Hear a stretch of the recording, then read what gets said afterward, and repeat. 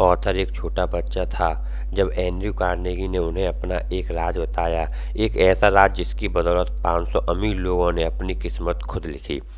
Napoleon Hill इसे 20 सालों तक ढूंढता रहा और आखिर में उन्हें पता चला कि सक्सेस किसी भी प्रोफेशन या करियर में मिल सकती है और एक अनपढ़ या कम पढ़ लिखा इंसान भी अमीर बन सकता है।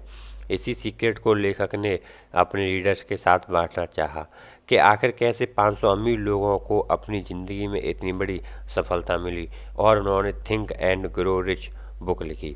इसी किताब से आज मैं आपको 5 स्टेप बताने वाला हूँ जिसे आप अपने जीवन में अप्लाई करके आप भी अमीर बन सकते हैं।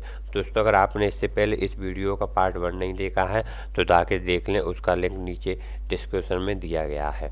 Step first, organised planning. मित्रों, बहुत बार ऐसा होता है कि लोगों के पास अपने गोल्स अचीव करने के लिए बर्निंग डिजायर, खुद पर विश्वास और ज्ञान, यह सब होता है, लेकिन फिर भी वे लोग सालों तक कड़ी मेहनत के बावजूद भी अपने लक्ष्य को हासिल नहीं कर पाते, क्योंकि उन लोगों के पास चीज़ों को सही ढंग से करने की नॉलेज नहीं होती, क्योंकि वे लोग नहीं जानते कि कैसे अपने स्किल्स को निखारा जाए और कैसे अपने प्रोडक्ट को बेहतर बनाया जाए और कैसे इसे दुनिया तक पहुंचाया जाए। यानी कि क्या करना है, कितना करना है, कब करना है, कैसे करना है, इन सब की नॉलेज होना ही ऑर्गेनाइज्ड प्लानिंग है। नेपोलियन हिल कहते हैं, दुनिया का कोई भी व्यक्ति बिना ऑर्गेनाइज्ड प्लानिंग के कभी भी कामयाब नहीं हो सकता।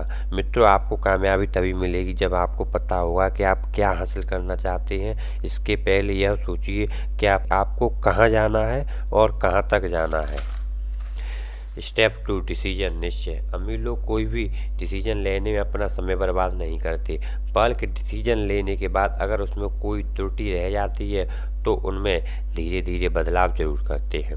अमीर लोग आसानी से लोगों की बातों के प्रभाव में नहीं आते, बल्कि खुद के आइडिया पर भरोसा रखते हैं। जब आप किसी काम को करने का डिसीजन ले लेते हैं तो आपको उस पर अटल रहना चाहिए। आपको अपने लक्ष्य को हासिल करने के लिए किसी और व्यक्ति की सलाह नहीं लेना चाहिए। उदाहरण हेनरी फोर्ड को ले लीजिए, जो अपने फैसले और मजबूत इरादों के लिए जाने जाते हैं। उन्हें इन्हीं काबिलियत की वजह से उन्हें टी कार बनाने की प्रेरणा मिली थी, जबकि उन्हें कई एडवाइजरों ने उन्हें कार डिजाइन बदलने की सलाह दी थी, लेकिन फोर्ड नहीं माने और मॉडल को बनाते रहे और अपने फैसले पर अटल रहे।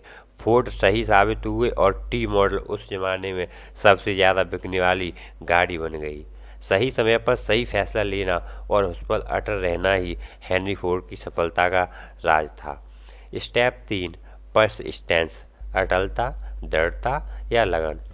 इच्छा शक्ति और प्रबल इच्छा जब सही तरीके से मिल जाते हैं तो एक ऐसा युग बन जाता है जिसका कोई तोड़ नहीं। जो लोग बेहद अमीर बनते हैं उनमें इच्छा शक्ति होती है जिससे वे लगन के साथ मिला देते हैं और इस तरह वो अपने लक्ष्य को हासिल करना सुनिश्चित कर देते हैं। ज़्यादातर लोग पहली मुश्किल सामने आते ही अपने लक्ष्यों और इरादों को दूर तक फेंक देते हैं। कुछ लोग सारे विरोध के बावजूद आगे बढ़ते हैं जब तक वे अपने लक्ष्य को हासिल नहीं कर लेते। जिन्होंने लगन की आदत डाली है उन्होंने एक तरह से असफलता का बीमा करा लिया है। चाहे वे कितनी ही बार असफल हो जाएं, परंतु वे आखिरकार सीढ़ी के शिखर तक पहुंच ही जाते हैं। जो लोग हारने के बाद अपने आप को उठा लेते हैं और कोशिश करना जारी रखते हैं, उनसे दुनिया भी कहती है, शाबाश, हम जानते थे कि तुम यह कर सकते हो। लगन की आदत डालने के लिए आवश्यक नहीं कि आप में बुद्धि हो या आप उच्च शिक्षित हो, या आपको इसमें बहुत समय देना पड़ेगा। Step 3, power of mastermind. एक कहावत है कि नॉलेज इज पावर, मगर सिर्फ इसके दम पर अकेले अमीर नहीं बन सकते। नॉलेज तभी पावर बनती है जब इसे अपने गोल को पाने के लिए इस्तेमाल किया जाए। मास्टरमाइंड ऐसे लोगों का ग्रुप होता है जो आपकी नॉलेज को बढ़ा सकते हैं ताकि वो आपकी पावर बन सकें। इन लोगों की इच्छा और मकसद वही होता है जो आपका। इस बात को इलेक्ट्रिकल बैटरी से समझते हैं। एक सिंगल बैटरी थोड़ी सी ही एनर्जी देगी, लेकिन जब तक एक से ज़्यादा बैटरी हमारे पास हो तो हम लंबे समय तक उसकी एनर्जी मिलती रहेगी। ऐसे ही जब आपके पास मास्टरमाइंड ग्रुप होता है तो आपकी ताकत कई गुना बढ़ जाती है और इनकी मदद से आप अपनी कमजोरियों को भी दूर कर सकते हैं। Step 5, to become a rich sex transmutation. Sex energy का रूपांतरण मतलब एक तत्व या ऊर्जा का दूसरे रूप में बदलना। लोग सेक्स को सिर्फ शारीरिक सुख के रूप में लेते हैं, लेकिन नेपोलियन हिल इसके पीछे 3 संभावनाएं देखते हैं।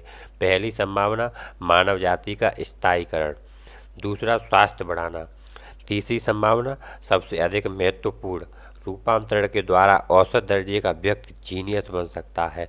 सेक्स एनर्जी को अगर पॉजिटिव एनर्जी में कन्वर्ट किया जाए तो कोई भी आदमी जीनियस बन सकता है। कुछ लोग काम वासना के कारण खुद को नीचे गिरा देते हैं बजाय कि ऊपर उठाने के। नेपोलियन हिल बताते हैं कि पुरुष की सबसे बड़ी प्रेरक शक्ति होती है महिला को प्रसन्न करना, जो कि प्रोहिस्टोरिक एज से चली आ रही है। अगर महिलाओं को उठा दो तो कितने ही काम नीरस और बेजान हो जाएंगे, लेकिन काम वासना का रूपांतरण ट्रांसफॉर्मेशन जरूरी है। यदि इसी एनर्जी को दूसरे रचनात्मक कार्यों क्रिएटिव वर्ग में लगा दिया जाए तो यह बड़े से बड़े असंभव कार्यों को भी संभव कर सकती है, लेकिन काम वासना में लिपटा हुआ इंसान कभी सफल नहीं हो सकता। दोस्तों, आप सबको हमारी वीडियो पसंद आई तो इसे लाइक शेयर और हमारे चैनल को सब्सक्राइब करना ना भूलें। धन्यवाद।